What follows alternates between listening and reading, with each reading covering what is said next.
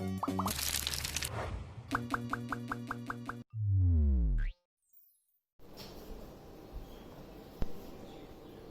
મિત્રો, હું Ashok sir YouTube channel password એજ્યુકેશનમાં તમારું હાર્દિક સ્વાગત છે. આજે આપણે ધોરણ 12 પ્રવેશની અંદર 8 માર્ક્સનો દાખલો જે પરીક્ષામાં પૂછાય છે એની શરૂઆત કરી રહ્યા છીએ. પરંતુ મિત્રો ખાસ યાદ રાખજો, કદાચ તમને આગળ પાઘડીની આમનોંધ તૈયાર કરવાની બાકી હોય તો તૈયાર કરી દેજો, આગળના લેક્ચરમાં છે. અને મિત્રો એટલી ખાસ તમને ગેરંટી આપીશ કે આ દાખલા તમને આવડશે અને 8 માર્ક્સ રોકડા આવશે જ. પરંતુ હું જે કહું એ પ્રમાણે સ્ટેપ બાય સ્ટેપ તમે પ્રેક્ટિસ કરજો, તૈયારી કરજો, એટલે ચોક્કસ તમને આના 8 માર્ક્સ તમને રોકડા મળશે.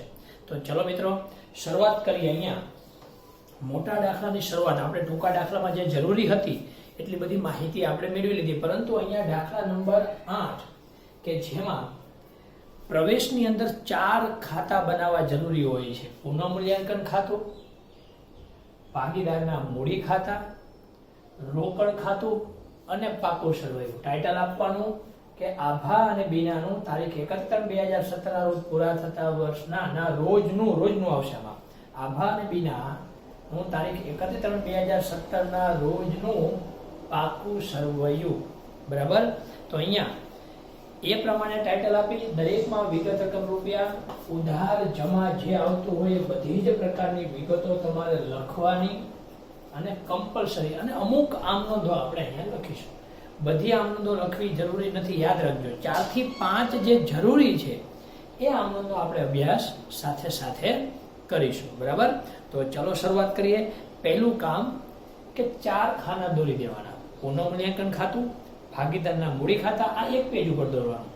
બીજા પેજ ઉપર રોકડ ખાતું થોડુંક એવું, અને બાકીના આખા પેજ ઉપર પાકું સરવૈયું. 2 પેજની અંદર બધું આવી જશે. અને પાછળના પેજ ઉપર ગણતરી અને આમ જે પણ કંઈ જરૂરી હોય એ પછીના પેજ ઉપર લખવાની. તો અહીંયા પહેલું કામ હવાલા ટીક કરીશું.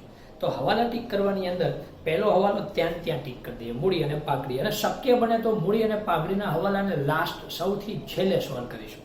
પછી જમીન મકાન ઉપર 2 નંબર આપો, યંત્ર ઉપર 3 નંબર આપો. વાર્ષિક હિસાબ શીખી ગયા છે, હવાલા ટીક કરતા તમને આવડશે. દેવાદાર ઉપર 4 નંબર આપો. 5મો નંબર છે નહીં ચૂકવેલ વીજળી બિલ, એ ત્યાં ટીક કરવું પડશે કારણ કે ક્યાંય છે નહીં. અને 6થો હવાલો છે નફા નુકસાનનું નવું પ્રમાણ આપેલું છે. તો એ કેના ઉપયોગ માટે છે? તો કે ત્યાગનું પ્રમાણ શોધવું હોય તો અહીંયા જૂનું માઇનસ નવું કરવું પડશે, તો આપણને ત્યાગ મળશે. તો ચલો મિત્રો શરૂઆત કરીએ. સૌ પ્રથમ પાકા સરવૈયામાં મૂડી દેવા બાજુ. તો પહેલું આપેલું છે મૂડી, ત્યાંથી શરૂઆત કરવાની. તો મૂડી અહીંયા આવે, બાકી આગળ લાવ્યા. આભાની કેટલી મૂડી છે? તો કે આભાની 80,000 છે.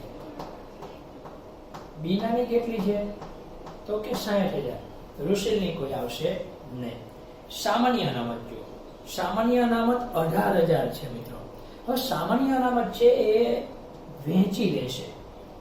જ્યારે નવો ભાગીદાર આવે એ પહેલા અહીંયા જૂના ભાગીદારો સામાન્ય અનામતને વહેંચી લેશે. તો સામાન્ય અનામત અહીંયા આવે. કેટલી છે? 18,000. અને પ્રમાણ કેટલું છે? તો કે 2:1. તો 2:1 ના પ્રમાણમાં વહેંચવામાં આવશે. કોને? તો કે 18,000. તો 18,000 ગુણ્યા 2, 2 ને 3 થાય, ભાગ્યા 3, તો 12,000 થયા. તો અહીંયા આભામાં 12,000 અને અહીંયા 6,000, એટલે જ 12 ને 6 18,000 જે કુલ રકમ હતી એના આપણે ભાગ પડ્યા. હા, આની આમનોંધ લખવી જ થાય. યાદ કરો, આપણે આગળ ભણી ગયા ચેપ્ટર નંબર 4 માં. સામાન્ય અનામત ખાતે ઉધાર, તે આભાના મૂડી ખાતે, તે બીનાના મૂડી ખાતે લખવી તો લખી શકાય. સિલેક્ટેડ આમનોંધ લખવાની, બધી લખવી જરૂરી નથી. ચાલો આગળ વધીએ. કારીગર અકસ્માત અનામત, કારીગર વળતર અનામત આપેલું તો એના પણ ભાગ પડે. મિત્રો એક વસ્તુ શીખી લો કે જે આપણે શીખી ગયા એકત્રિત નફો કે જોગવાઈઓ હોય એની વહેંચણી થાય, ખોટ હોય તો એની પણ વહેંચણી થાય. તો અહીંયા બધાની વહેંચણી થશે. કેમ, શા માટે, એ બધું આગળના ચેપ્ટરમાં કીધેલું છે, એટલે અત્યારે એની ચોખવટ કરતો નથી. કારીગર વળતર અનામત કેટલું છે? તો કે 4500. તો 4500 ને 2:1 ના પ્રમાણમાં ભાગ કરો, ગુણ્યા 2 ભાગ્યા 3, તો 3000 અને 1500 4500 થઈ ગયા. પછી આગળ વધીએ રોકાણ અનામત.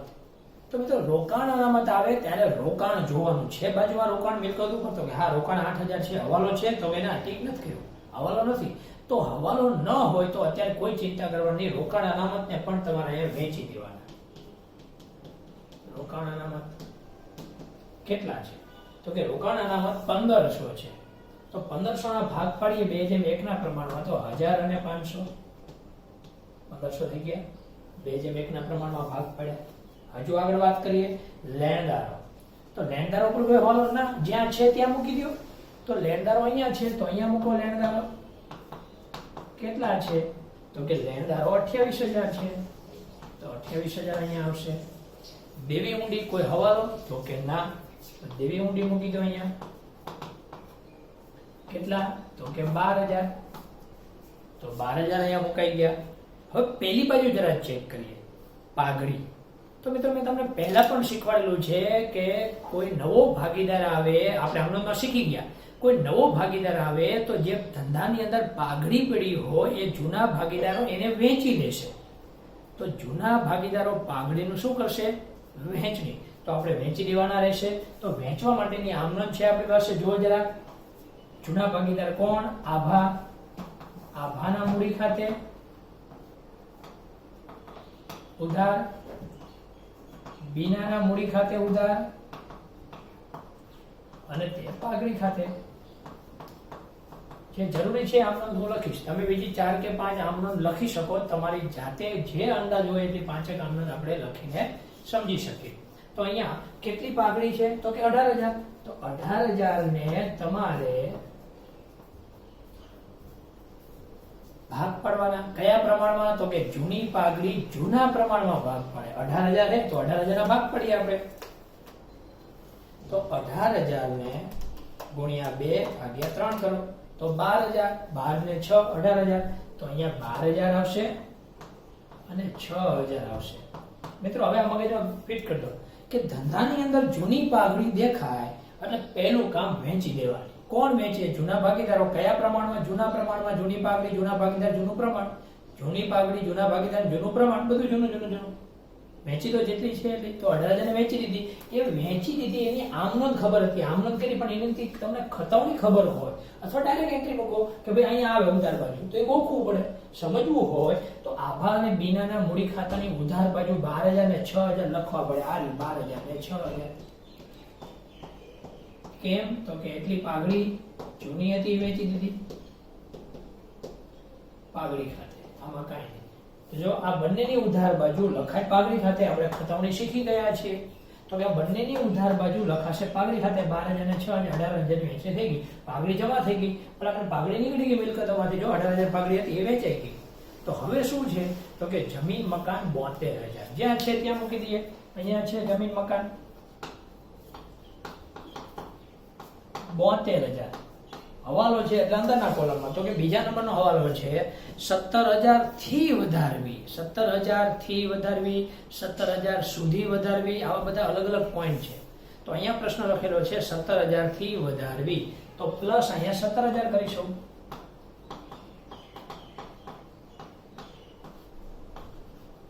તો 89000 થાય.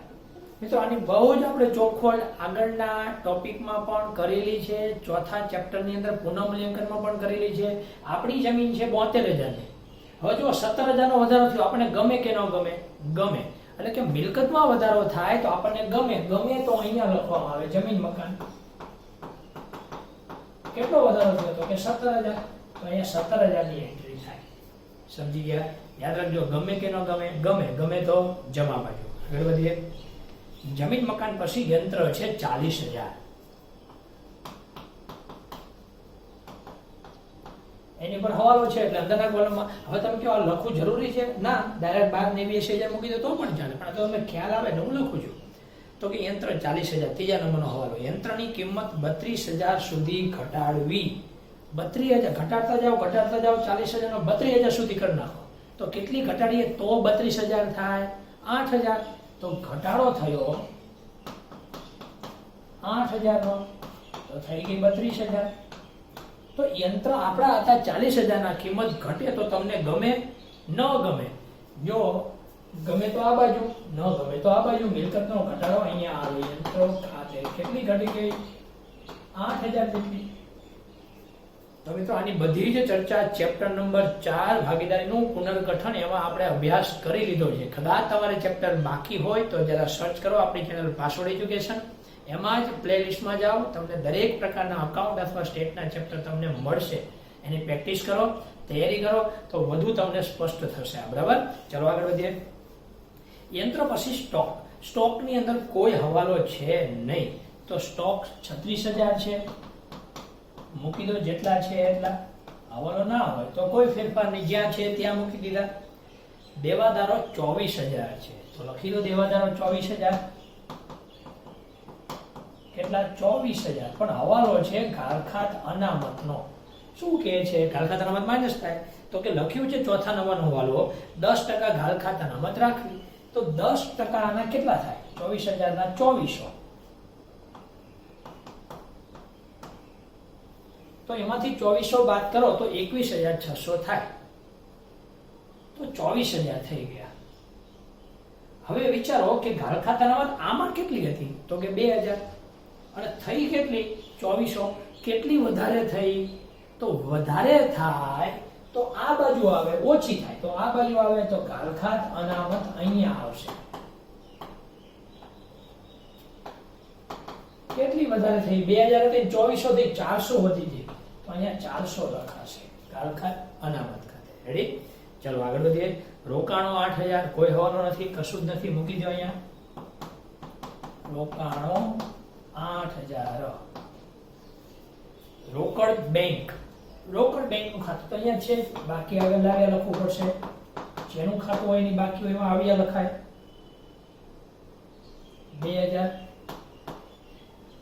જાહેરાત ઝુંબશ ખર્ચ એ વહેંચણી થશે. જેમ આગળ સામાન્ય અનામત, કારીગરની, રોકાણ બધાની વહેંચણી કરી, એવી રીતે આની પણ વહેંચણી કરવી પડે. તો અહીંયા લખાય જાહેરાત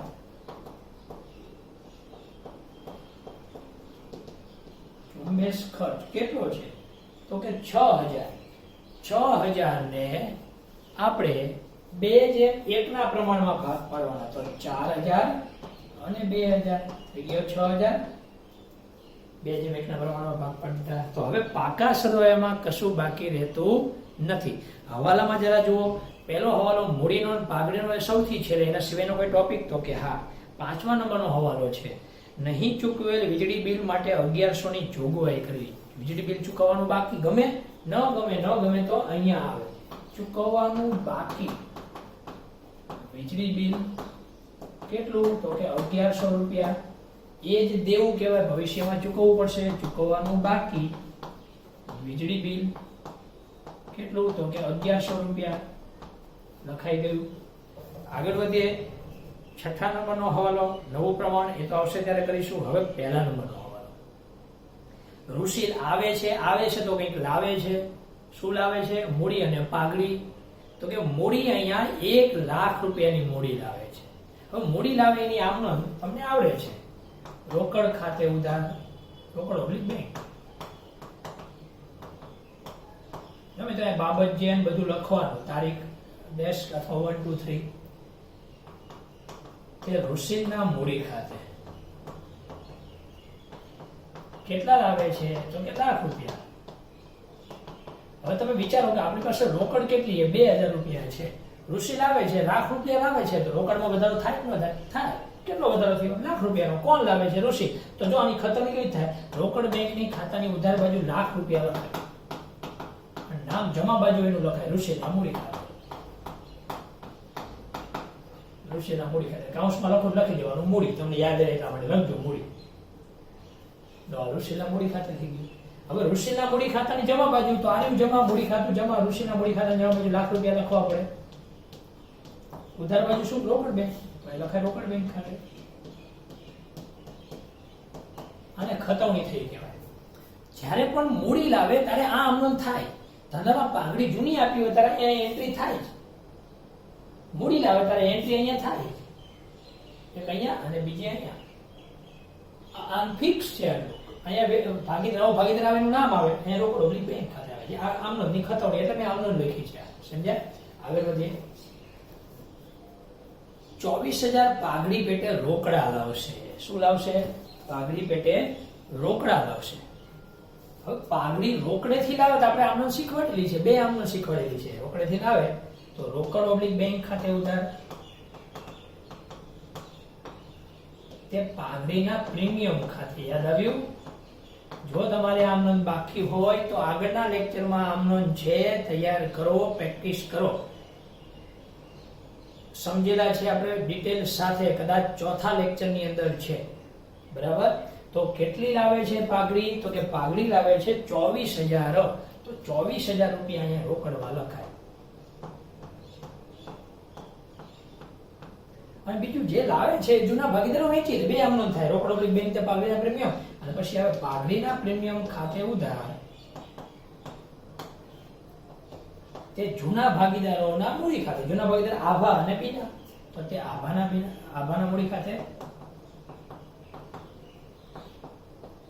તે બીનાના મૂડી ખાતે. કોના? તો કે 24,000 ના, 16,000 અને 8,000. 16 ને 8 24,000. કયા પ્રમાણમાં ભાગ પાડ્યા? જૂના પ્રમાણમાં. પણ મિત્રો જૂના પ્રમાણમાં ભાગ પાડવાના નથી. તમે ઉતાવળમાં આ રીતે ભાગ પાડી દેશો તો તમારે ભૂલ થશે. હા, નવું પ્રમાણ ન આપ્યું હોય તો તમારું આ જૂનું પ્રમાણ એ જ આપણું ત્યાગનું પ્રમાણ કહેવાય. અહીંયા નવું પ્રમાણ આપેલું છે. જો જૂનું પ્રમાણ કેટલું આપ્યું છે? 2:1. નવું કેટલું આપેલું છે? તો કે નવું આપેલું છે 2:1:2. તો હવે તમે જો ત્યાગ શોધવો હોય, આભાનો ત્યાગ શોધવો હોય, એનો ત્યાગ તો કેવી રીતે મળે? એનો ત્યાગ જૂનું પ્રમાણ 2/3, નવું પ્રમાણ 2/5, જે તમે જાણો છો. નવું ત્યાગ શોધવો હોય તો 5 તરી 15, 5 દુ 10, 3 દુ 6 એટલે 4/15. અને બીજાનો ત્યાગ શોધીએ તો જૂનું 1/3, નવું 1/5, 5 તરી 15, 5 એકા 5, 3 એકા 3, 2/15. કેટલું થયું? તો કે 4/2. છેદ ઉડાડો તો 2/1 થાય છે. એટલે કે જે જૂનું હતું એ જ થાય છે. સમજી ગયા? હવે ફરીથી, જૂનું હોય એ જ ત્યાગ આવે એવું જરૂરી નથી. એવું ક્યારે થાય? કે જ્યારે નવું નફા નુકસાનનું પ્રમાણ ન આપ્યું હોય ત્યારે. અહીંયા તો આપેલું હતું એટલે નિયમ પ્રમાણે આપણે શોધવું પડે. આ ગણતરીના ભાગરૂપે અંદર બતાવવાની ગણતરી, આમ નીચે ગણતરી બતાવી દેવાની. તો ત્યાગનું પ્રમાણ અહીંયા 2/1 આવે. હજુ ફરીથી બોલું એક વખત. જ્યારે રકમની અંદર નફા નુકસાનનું નવું પ્રમાણ કે કોઈના વિશેની માહિતી ત્યાગની ન આપી હોય તો જે જૂનું પ્રમાણ છે એ જ એનો ત્યાગ કહેવાય. પરંતુ નવું પ્રમાણ આપે, જેમ કે આમ આપેલું હતું, તો તમારે ત્યાગ શોધવો પડે. મે બી અહીંયા અલગ આવી શકે. આ તો અહીંયા એ જ આવ્યું છે. તો 2/1, તો 2/1 માં 8 થવાનું છે, 16,000 ને 8,000. તો હવે આ બે આમનોંધની ખતવણી કરવાની એટલે પાઘડીનો ટોપિક પૂરો થાય. તો જુઓ શું લખેલું છે. પાઘડીની આમનોંધ નહીં આવડે મિત્રો તો દાખલામાં કાંઈ નહીં સમજાય. હજુ પણ કહું છું, આગળના લેક્ચરમાં પાઘડીનું મેં સ્પેશિયલ સમજાવેલું છે. પાઘડી શીખી લો, સમજી લો, તૈયાર કરી નાખો તો જ તમને આવડશે. તો જુઓ અહીંયા બે આમનોંધ. કોના ખાતે ઉધાર છે? રોકડ ખાતે ઉધાર છે. કોના ખાતે જમા છે? પાઘડીના પ્રીમિયમ ખાતે. તો રોકડ ખાતાની ઉધાર બાજુ 24,000 લખી દો. આ જે રોકડ ખાતાની ઉધાર બાજુ 24,000. જમા બાજુ કોનું નામ છે? તો કે પાઘડીના પ્રીમિયમ ખાતે. તો લખાય પાઘડીના પ્રીમિયમ ખાતે.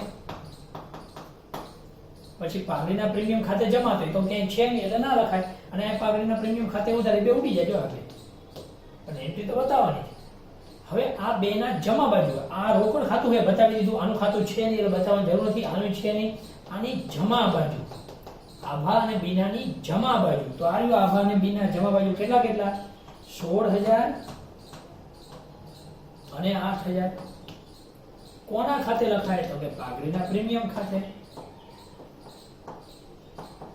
મિત્રો આની ખતવણી થઈ, બે આમનોંધની ખતવણી થઈ. પહેલું તો કે રોકડ ખાતાની ઉધાર બાજુ આટલી રોકડ લાવે છે 24,000 અને એ રોકડ ભાગીદારો વેચી લે છે. તો વેચે તો ભાગીદાર અહીંયા જમા બાજુ લખાય પાઘડીના પ્રીમિયમ ખાતે. મૂડીની સાથે જે વધારે રકમ લાવે છે એને પાઘડીનું પ્રીમિયમ કહે છે, એટલે આપણે પાઘડીના પ્રીમિયમ ખાતે લખીએ છીએ. મિત્રો આમનોંધ નહીં આવડે તો દાખલામાં આખો દાખલો નહીં આવડે. આના બે સિવાયનું બધું આવડશે તમને. હવે નહીં આવડે. તો આમ નોંધ કરવાની, કમ્પલસરી કરવાની, પ્રેક્ટિસ કરવાની, શીખવાની છે 5 આમ નોંધ આપણે શીખવાડેલી છે. લેક્ચર જોવો જરા. બરાબર. તો મિત્રો શીખવાનું, સમજવાનું, તૈયાર કરવાનું, પરફેક્ટલી તૈયાર કરો. તો અહીંયા પાઘડીનું અને મૂડીનું બંને ટોપિક પૂરા થયા. હવે કોઈ હવાલો બાકી નથી, કોઈ એન્ટ્રી બાકી નથી. ખાતા બંધ કરીએ આપણે. તો પહેલું ખાતું અહીંયા પુનઃમૂલ્યાંકન ખાતું બંધ કરવાનું. તો અહીંયા 17,000, આ બાજુ આવે 17,000. 17,000 માંથી 8,000 માઇનસ 400 માઇનસ 1100, તો 7,500 વધે. અહીંયા પુનઃમૂલ્યાંકન ખાતે અહીંયા વહેંચણી કરીશું. નફો આવ્યો કોનો કોનો? તો કે આભા અને બી ના, એ અને બી. હવે શોર્ટ નામ લખશો તો ચાલશે. કયા પ્રમાણમાં? 2:1 ના પ્રમાણમાં. અહીં લખાય એ ના મૂડી ખાતે, બી ના મૂડી ખાતે. અહીંયા લઈ જવાનો નફો. તો 7500 ના આપણે ભાગ પાડીએ ગુણ્યા 2 ભાગ્યા 3, તો 5,000 અને 2500 થઈ ગયા. 7500 2:1 ના પ્રમાણમાં. આ ક્યાં લખ્યું ઉધાર બાજુ? તો અહીંયા બીજી એન્ટ્રી જમા થાય પુનઃમૂલ્યાંકન ખાતે. અહીંયાથી લાવ્યા એટલા માટે. કેટલા? તો કે 5,000 અને 2500. અને કાંઈ નહીં નવાને. તો હવે આનું ખાતું બંધ કરવાનું. તો જુઓ 80,000, 12,000. મિત્રો ખાતા બંધ કરવા શીખવું જરૂરી જો, એટલે ખાસ ધ્યાનથી સમજજો. 3,000, 1,000, 16,000, 5,000, 1,17,000.